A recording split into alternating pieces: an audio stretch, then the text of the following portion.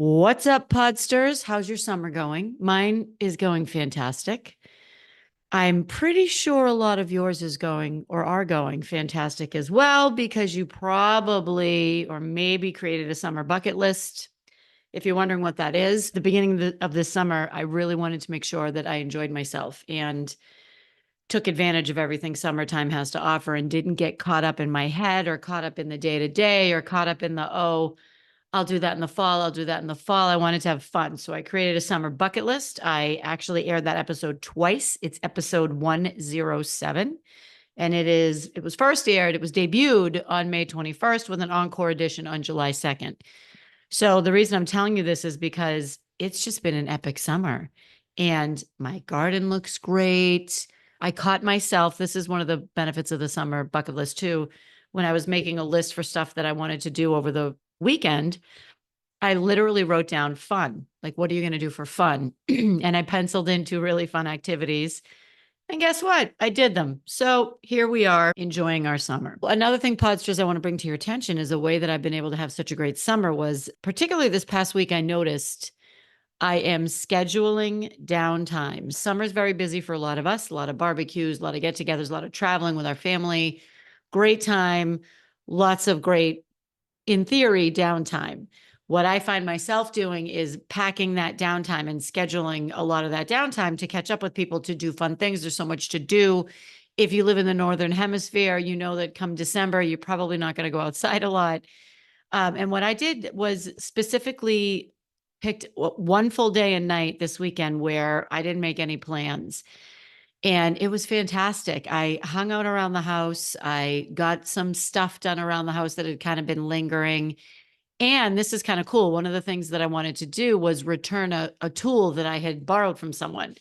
And when I went to return it, it's a gentleman and his wife that I'm friendly with. And when I took Danny with me, when we went to return it, we actually ended up hanging out with them for a couple hours in their yard. It was great, which might sound like, what's the big deal, Nancy? You hung out in their yard, BFD. It was a big deal because if I had made plans, I would have been like, oh no, I have to go. I have to go do this. So scheduling the time to be able to go with the flow or to be able to seize the opportunity to just keep going, or however this shows up for you, it was incredibly awesome for me. And I'm kind of proud of myself that I did that. Anyway, the other thing that I noticed myself doing was July's very active. That was by design. It is my birthday, Podsters, or last week was my birthday. I don't know if I've been back since my birthday. And there've been a lot of very, very cool and fun and unique activities. And that means that there's a lot of makeup time, if you will, during the week for stuff that ordinarily I would have done over the weekend. So someone asked me to get together and I said, absolutely. I'm looking at August. Realistically looking at August. And I kind of hesitated to say that because one, I think I worry, as you might, that it sounds a little like, oh yeah, sure, August. Like I'll meet with you in like 3 weeks, which was not my intent at all. And also, I don't know, sometimes I'm hesitant to do that. We've talked about this a lot. I have at least 3 episodes dedicated to boundaries. Episode 50, episode 76, we brought in a boundary coach. I'm all about the boundaries, and yet still I find myself hesitating. Anyway, my point is, I said to this person, hey, yeah, I'd love to see you. I'm looking at August. And she said, great, no problem. Let's set something up. Perfect. Great. Worked out great. So imagine that I was able to take control of my time and my energy and be able to get together with this person. So that is my summer. Anywho, I hope you're having a great summer. So here's the thing. Here's what I want to talk about today. I want to talk about something that's been coming up a lot, and it's been coming up a lot in conversations because I've been seeing it, particularly with some clients, and I want to be able to help you with this. Because when I help others with something, it rubs off on me, and I would like to be able to continue to work on this myself. And this is the concept of self-sabotage. And this is a term that was pretty popular about 10 or 20 years ago.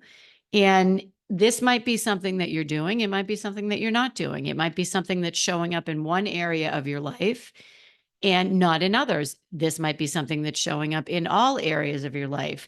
Today, particularly, we're going to talk about self-sabotage in relationships, in your career, in your business and or in your health or happiness.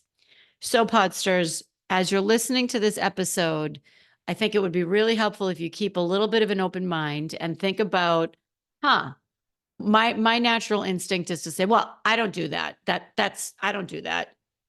And I know I do. I know I do at times. I'm going to give you a couple examples of when I do it. So as you're listening, perhaps listen with the intent of considering that perhaps you are exhibiting some of these behaviors. And I would say in at least one area of your life, especially, and this is really important, especially when you're at a tipping point, or especially when you're at an inflection point, or especially when you're about to have some kind of a big breakthrough. When you're right there at the precipice, that is when many of us intentionally or unintentionally, or consciously or subconsciously, self-sabotage and sabotage our success. And before I get into it, by the way, you might notice that my voice is a little hoarse. It is 6 a.m. on a Sunday when I'm recording this. I jumped out of bed ready to record this. I knew that this is what I wanted to talk about. I had some notes, and then I woke up this morning. I'm like, this is it, do it. So my voice is a little hoarse in the morning, especially when I have coffee. So you're having coffee with me today, podsters. Anyway, so the self-sabotage right when you're about to achieve that big goal, and I really want you to think about this. Again, it could be in a relationship, it could be in your career, your business, your health. When I am seeing that I'm doing this, I know, because I've been observing this in myself long enough, that I am protecting my old persona or protecting this identity. So I'm going to give you an example. So I have been overweight, or was overweight, struggled with my weight, whatever you want to call it, my whole life. And probably my late 20s, I got serious. I tipped the scale at like 217 pounds, I think. And if you're surprised by this, don't be. It is what it is. So, or try not to be. So anyway, 217 pounds, I lost 70 pounds, and I lost 70 pounds, 7-0, with Weight Watchers. And I'm forever grateful. My life completely changed. This is not something that I set it and forget it. I constantly have to think about this. I constantly have to, not constantly, but it's not easy for me, as it is for someone else who doesn't have this issue, to be able to kind of reel it in and make healthy choices. Anyway, I digress. So I lost the 70 pounds, and that's a lot of weight.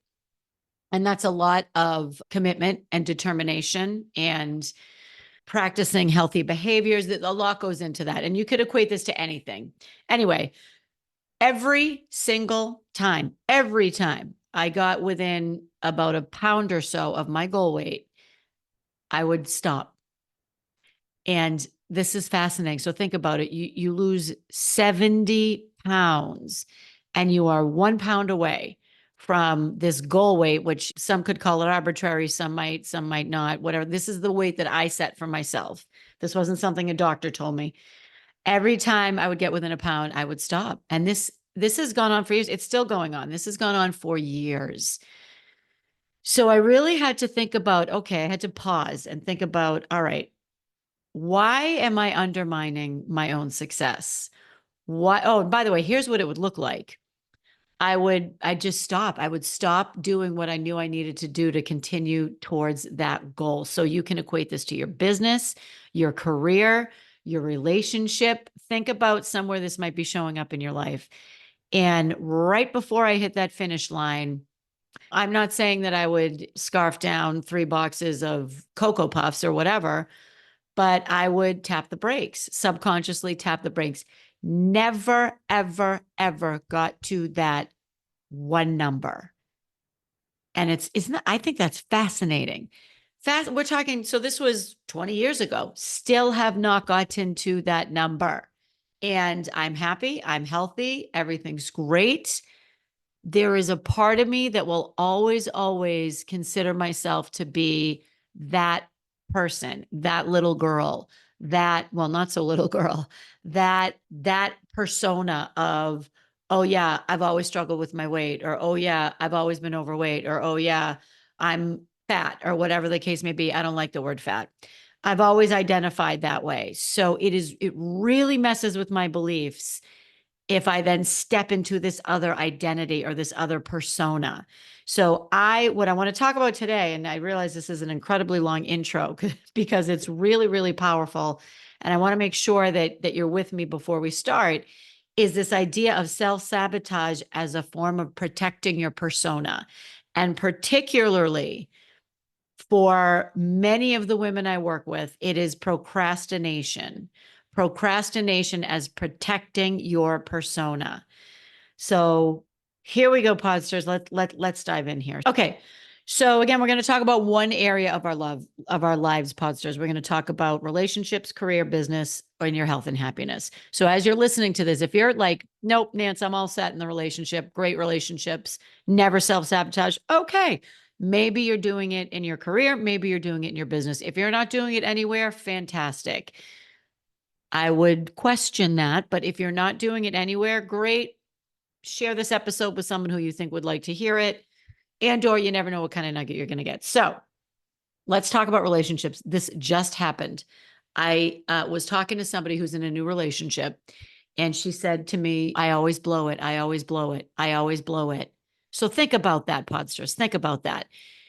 She's in a new relationship, and immediately she goes to, I always blow it. I always blow it. First of all, okay, maybe it's not you always blowing it. Perhaps it's your choices. Perhaps it's not you. Maybe you've just had crappy luck. I don't know.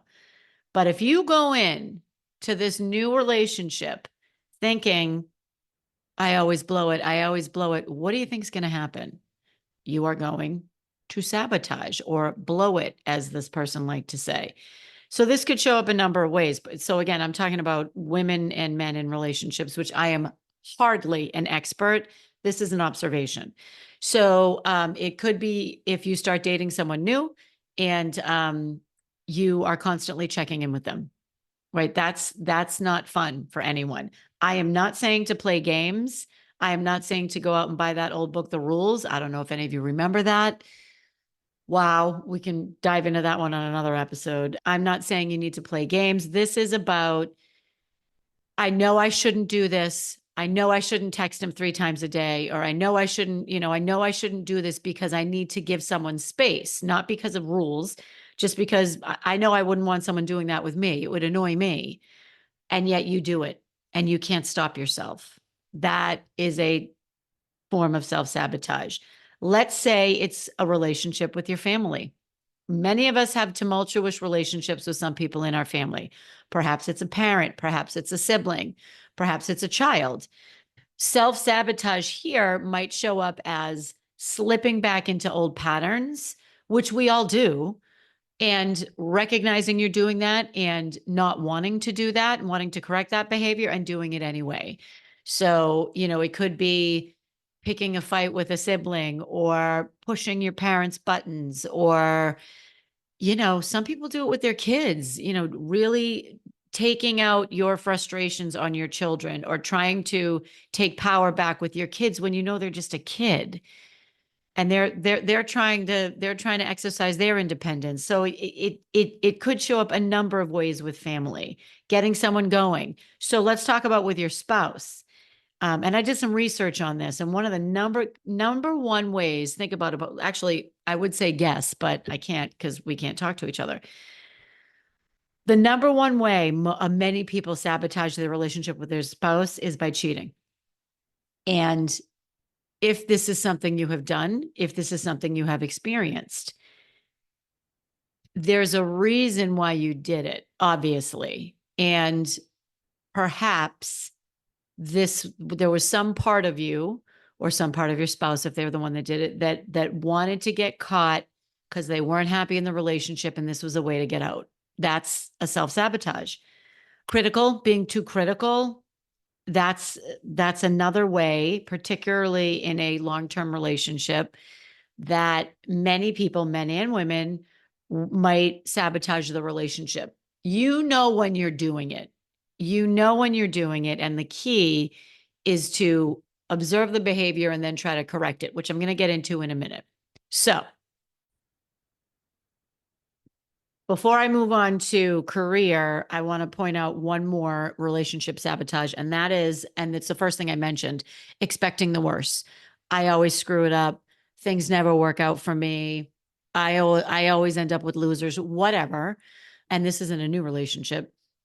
What if you could expect the best? What if this is actually your time? What if this is it? This is the one, to be cliche.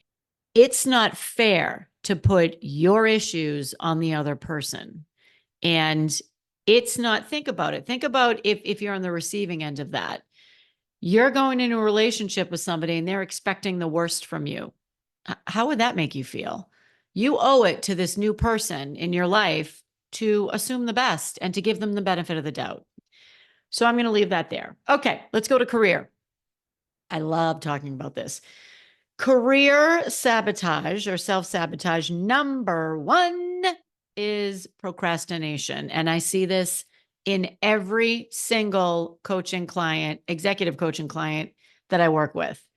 This could be not updating your resume. How many of you haven't updated your resume in 10, 15 years? I didn't update my resume for like 20 years. Now, is that self-sabotage? Perhaps if you know you're looking for a different job or a different career. If you're looking for a different career or you're thinking about a different career and you don't have your resume updated, and by resume I also mean LinkedIn, so let's just consider that your virtual resume. If you have not taken the time to update that, you're not really serious about a new career or changing careers or a new job. That is the number one easiest, tactical, highest impact thing you can do. And if you're not doing it, why? There's a reason. So either you don't really want it or you're self-sabotaging yourself. So, and we'll get to the reasons why in a second. Not updating your LinkedIn, not networking. So here's what I mean by that. So during the last several years of my corporate career, I knew that I wanted to do something different. And I oftentimes would go to trade shows. I was a career salesperson. And the meeting after the meeting is as powerful as the actual meeting. So this would be the networking afterwards. It is part of the game. It is part of what you sign up for. And it is what you have to do if you want to continue to elevate in your career. I'm not saying that you have to do this. I'm saying if you want to keep elevating and networking, that comes with the territory. In my case, I stopped going to the after parties because I was toast. I was done. I was, I would do the trade show or the meeting or whatever it was. And then I would say, nope, I'm going to go relax, which is absolutely my right. It's your right too. Understand that that's going to set you back. It's going to set you back from connections. It's going to set you back from clients. You are going to continue, if you're lucky, at the same level if you don't invest that time and energy. And that might be fine for you. If you want to continue at that same level, great, good for you. Go enjoy, go get your whatever, go get a massage or have a nice dinner by yourself or with an old friend or whatever. But if you want to advance your career, you have got to network strategically at these events.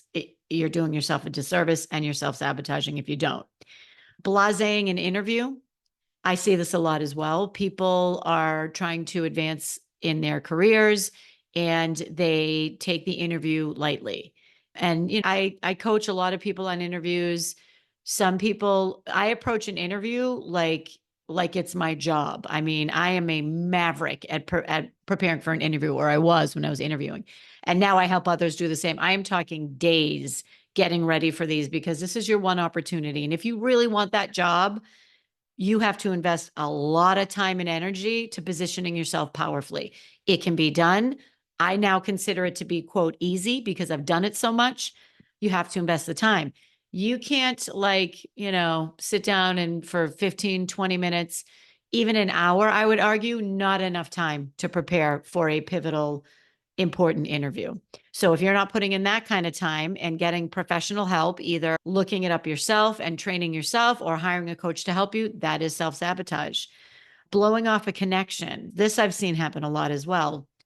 Somebody says to you, "Oh, you're interested in learning this new skill or or entering this field of expertise or this industry. My uncle does that. My friend does that. My husband does that. I'd be happy to set you up. I'd be happy to set the two of you up.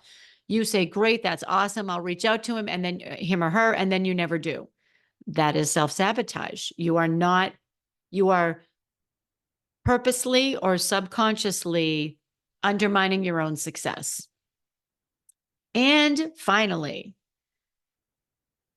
I'm going to say this knowing that it might sound a little self-serving because it's important. Having access to resources and not taking advantage of those.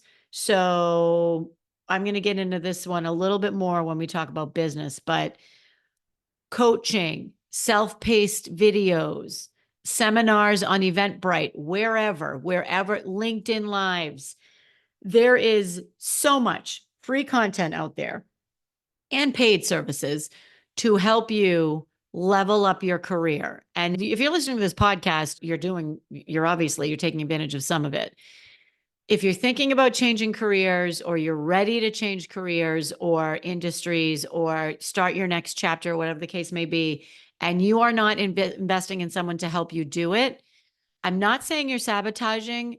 You are consciously delaying reaching that goal. Hiring someone to help you will get you there so much faster. I have done it. I have done it with my health. I have done it with my business. I have done it with my career. I have never regretted hiring a coach. And this Do the Thing retreat that I have coming up, that you probably heard a note about, it's coming up November 5th and 6th. This is the perfect opportunity. I'm taking 12 weeks of coaching and we are condensing it to 2.5 days. You get in, you get out, and you have done the thing, whatever that thing is. So if you're not looking into that and applying for that and talking to me about that, I'm not sure how bad you want it, and or perhaps this is a form of self-sabotage because that resource is available to you. Okay. Let's talk about self-sabotage in your business. So this is if you're a business owner or if you have a side hustle. Okay.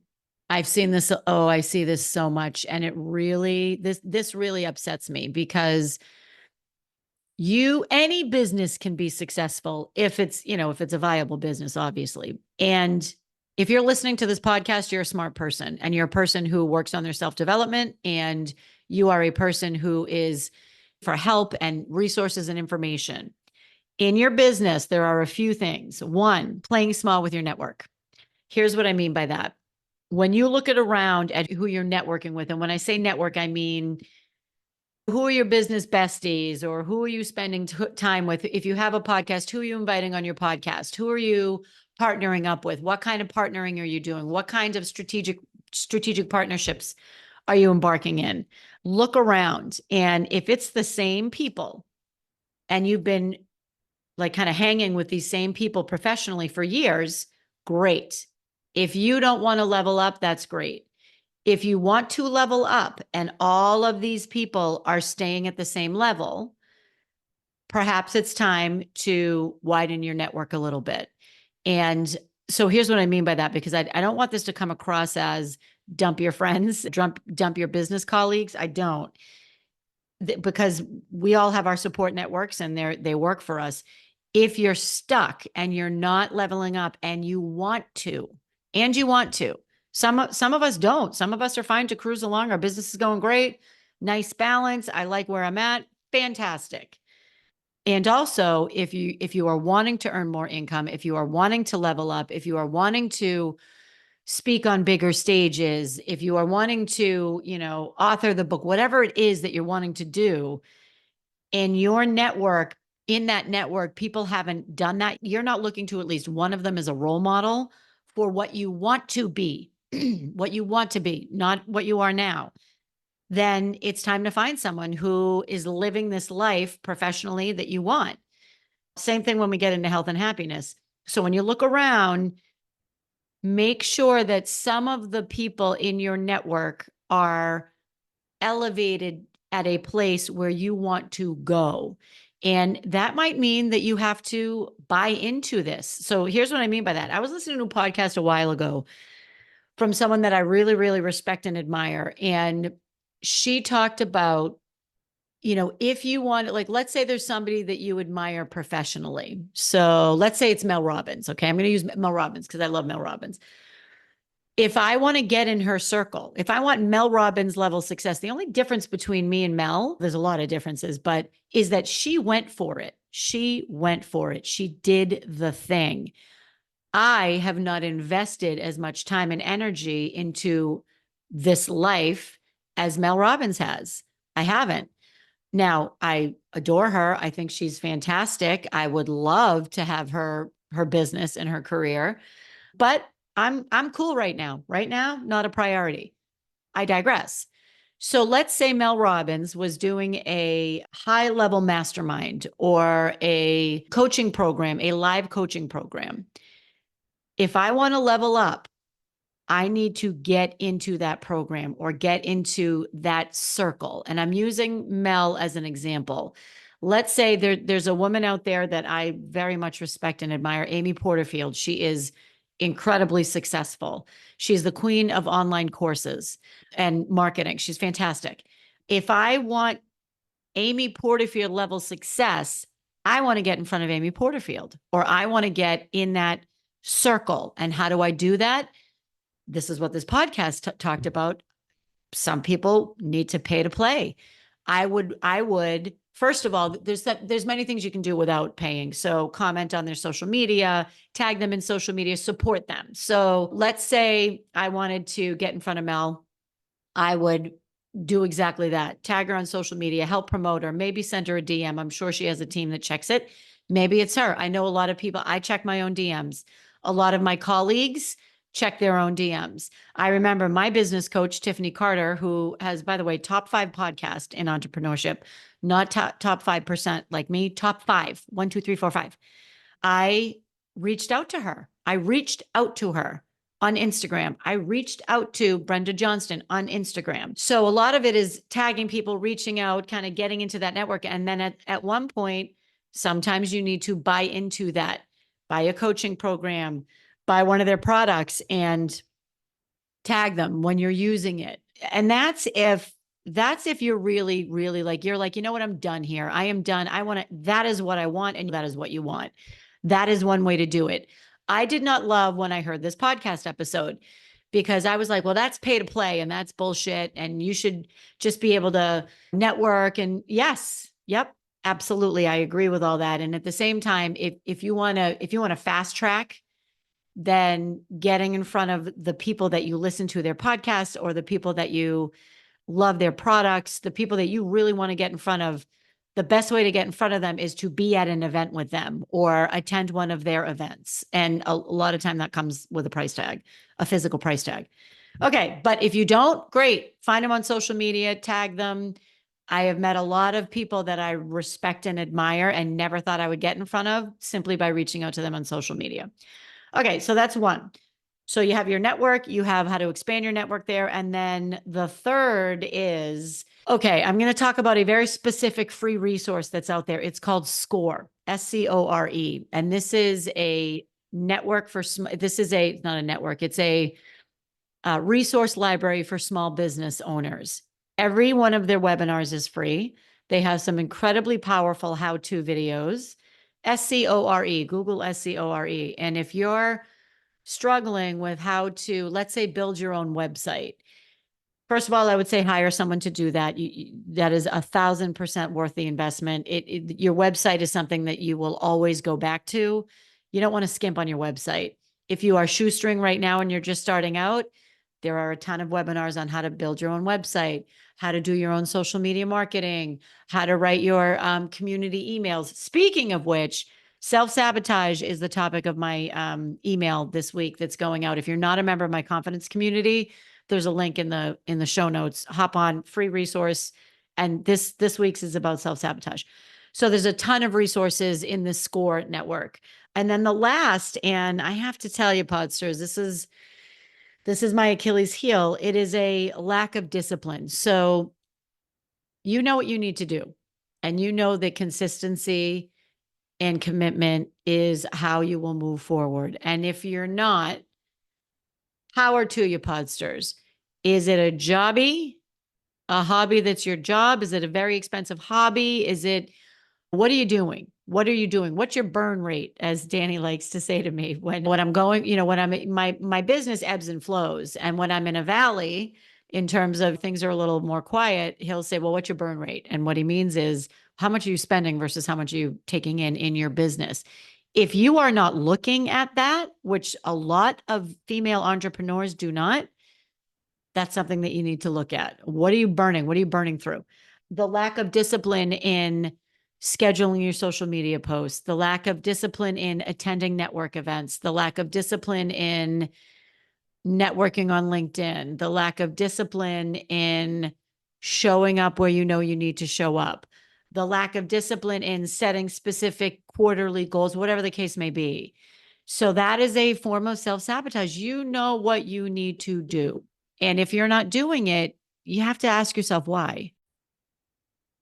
And the big one here, Podsters, is if you know you're ready for your next level, this is career, this is business, this is health. I really want to say you have got to get some help, because there's a certain point, again, it's this protecting our persona when you self-sabotage. So if you blow off what you know you need, if you blow off the areas of your business that you know need attention, that is self-sabotage. Why are you doing it? So you need to A, help figure out why you're doing it. B, a coach will hold you accountable.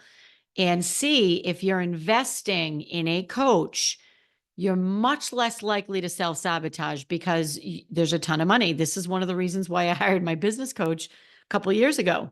And by the way, I hired this coach and then had my best year yet. That is not a coincidence, Podsters. That is not a coincidence, because I was investing this money and I'm like, okay, this money I'm not throwing out the window. My Do the Thing retreat, it is a very reasonable price point. This is 2.5 days. You come, you go, it's done. You've done the thing. Could not be easier. So are you looking into it? Something to think about. Okay, let's go back to health and happiness. This is our final quadrant. Okay, our final quadrant. I haven't said the word quadrant since I left the corporate world, and I got to tell you, it's glorious. All right, our final quadrant. So let's look at, this could be your weight, it could be exercise, it could be eating right. So you could weigh 120 pounds, but you scarf Doritos every night for dinner. That's not healthy, Podsters. That is not the foundation to live a long, healthy, prosperous life. So why are you doing it? So again, you're protecting this persona. So again, let's go back to mine. Oh, I have a great example I wanted to talk about. Now, I need a fact checker on this one because I tried to find this on Google, and I'm on the Google. I'm going to tell you, I remember watching an interview with Oprah where she talked about her struggle with her weight. And she talked about at one point in the dark, in the middle of the night, pulling out a package of frozen waffles and covering those frozen waffles with maple syrup, frozen still, not cooking them, and eating them. Now, there's zero shade over here, zero judgment. We all do what we need to do. We all buffer how we buffer. Some of us use drugs, some of us use alcohol, some of us use exercise, some of us use meditation. That is a healthier, obviously, approach. We all do what we do. I'm not judging. What I'm saying here is, how's that for self-sabotage? She wasn't hungry, Podsters. She was sabotaging her own success. And if you think about someone who, again, I'm going to go with myself, struggled with my weight my whole life, that is who I was. That is my old me. I was protecting my persona, because when you start to step into someone you don't know, that is incredibly scary. Incredibly scary. It's a huge unknown. And your brain and your mind and your instincts want to protect that. Okay. Oh, I just thought of something I wanted to mention about career. I'm going to go back for a second, and then I'm going to come back to health and happiness. When I left my company, I was with my company for over 25 years, and I would introduce myself. This is important, and I want to make sure I get it in here, which is why I'm telling you now.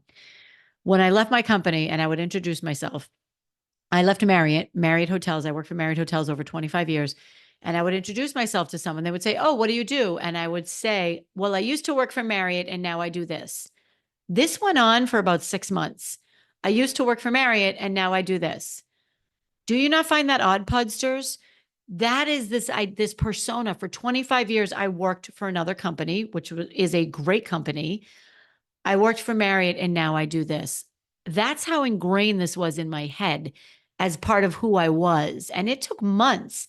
I have a friend who left one organization within her company and went to another. And I noticed her when she would introduce herself at events, she would say, "Well, I used to do this and now I do this." And I'm like, "Wow, this is fascinating." This is how tied to this old version of ourselves we are. Something to be mindful of. Okay, let's go back to health and happiness. So we talked about weight, we talked about Oprah. So my point is, with the frozen waffles, she was sabotaging her own success, getting closer to that goal. I heard this on an interview. I remember being struck by this, and I now can't find this anywhere. So I'm going to give this to you with an asterisk of, I believe this to be true and accurate. Can't find it. If you find it, send me a note, send me a link, please, because I want to make sure I can back this up. Anywho, your health and happiness. Here's a question. When you're scrolling through social media, and I'm going to encourage you, if this is something that you want to kind of stop doing, or you want to, or you want to do it less, put a timer on your phone. Put one of those, you can time your social media, how many minutes you allocate to social media. Let's say you want to spend no more than 30 minutes a day scrolling. Set the timer and notice how often it pops up. There's a control on your iPhone. Just notice how often it pops up.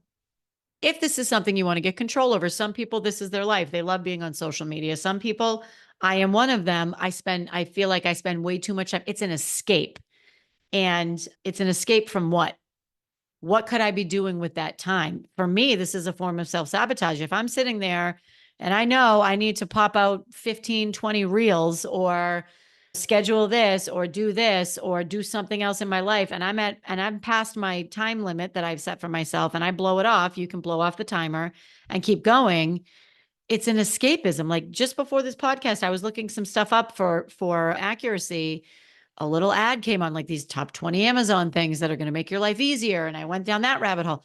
No, that is not productive. That is not productive. Anyway, another form of escapism, or another form of self-sabotage could be mindless Netflix or mindless television. Here's where I'm going with this. I love some mindless TV. For me, it's an escape. It's like a numbing, like, if I can go watch, like, Real Housewives, or actually I don't watch Real Housewives. If I can watch, no shade, by the way, for those of you who do, the stories are incredible. It's just not my jam.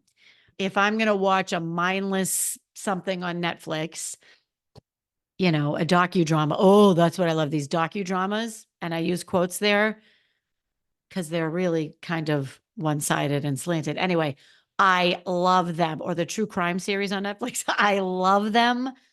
Okay, every Law and Order SVU episode I have seen. Love it, love it, love it. And it's an escape. And if I do it for an hour, great.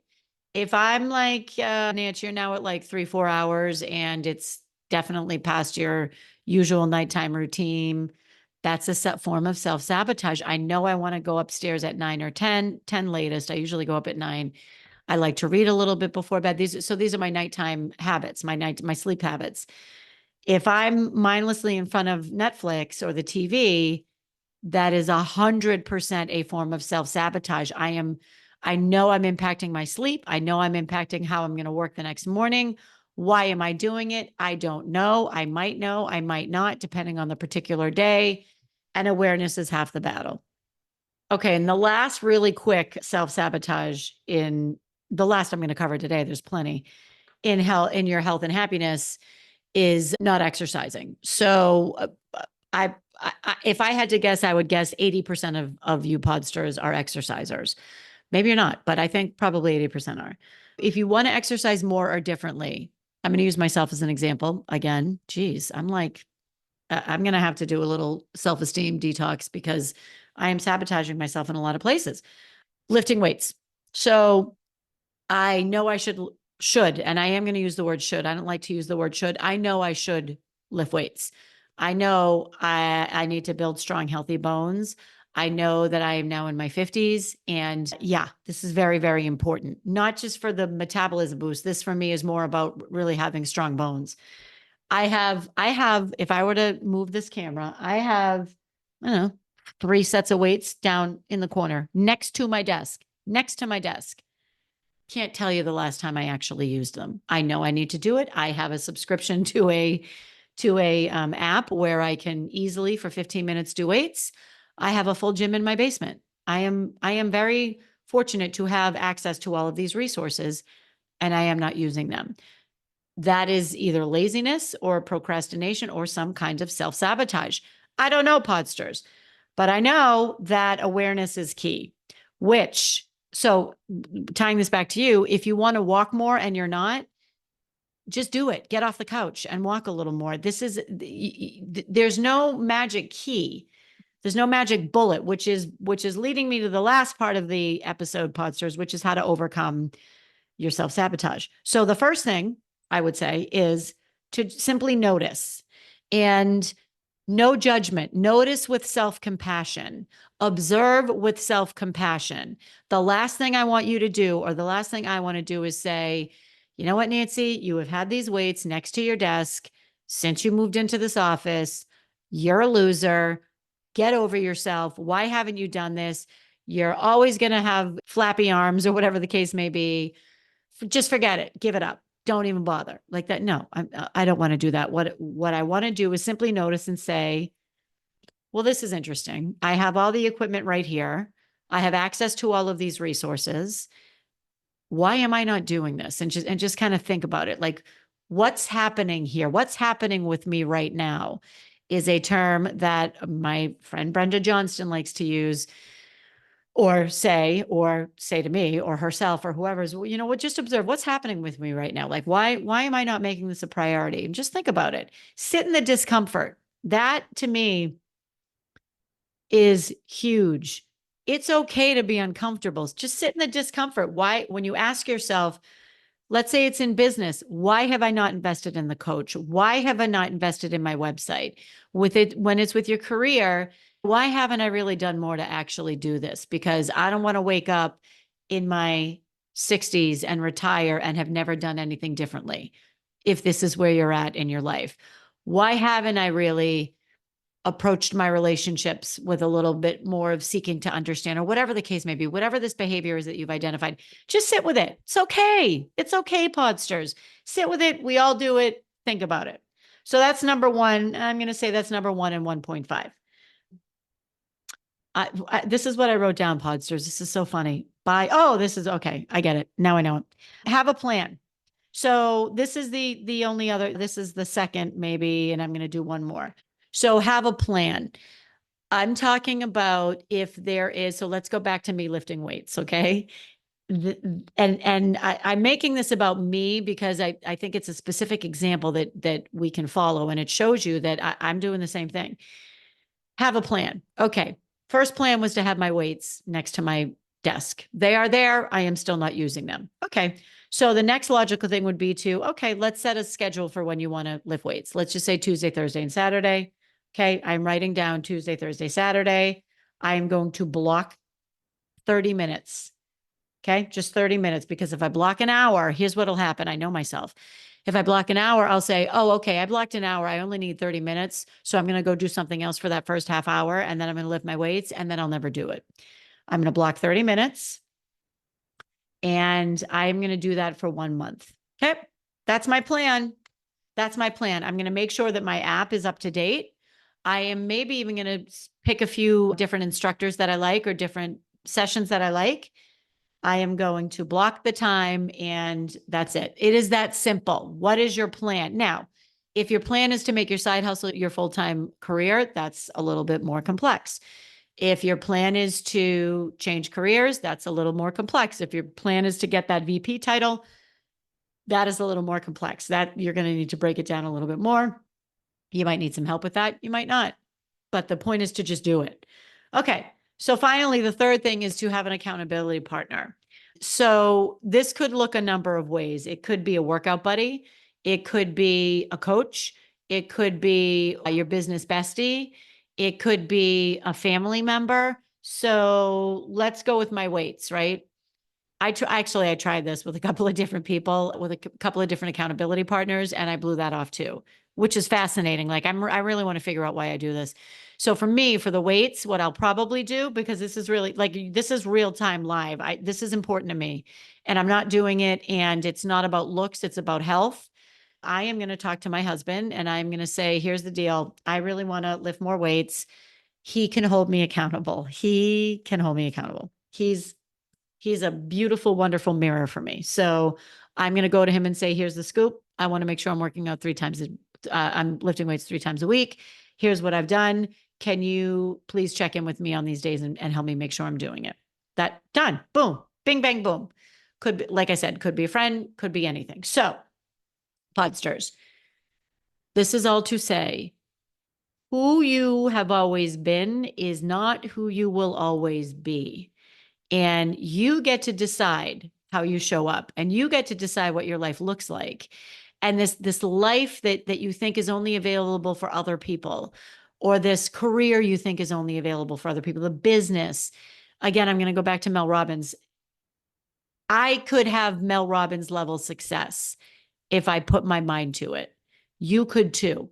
You could have that executive level career if that's what you want, if you put your mind to it. Any of this is available to you.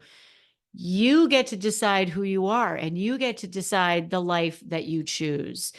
And this is your opportunity to do that. So podsters, I love you. I hope you can take at least 1 or 2 nuggets from this episode. If you would like me to bring in an expert on self-sabotage, I will.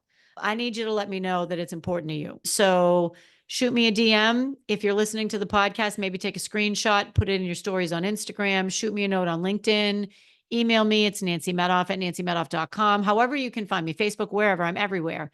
Let me know what resonated with you. I will bring in an expert to help us talk about this and work through this. But I want to make sure that it's resonating with you first. I love you. Do the thing retreat happening. Those doors are open probably by the time you're listening to this. If doors aren't open, there's a wait list. This is something, podsters, that it's really incredibly powerful. This is something that I offer this is a tenth of what these services would cost usually, because I believe in this. I think everybody has the right to grab that life that you know is available to you. And this is a way I can help you do it. Podsters, I love you. Peace out until next time. That's it, podsters.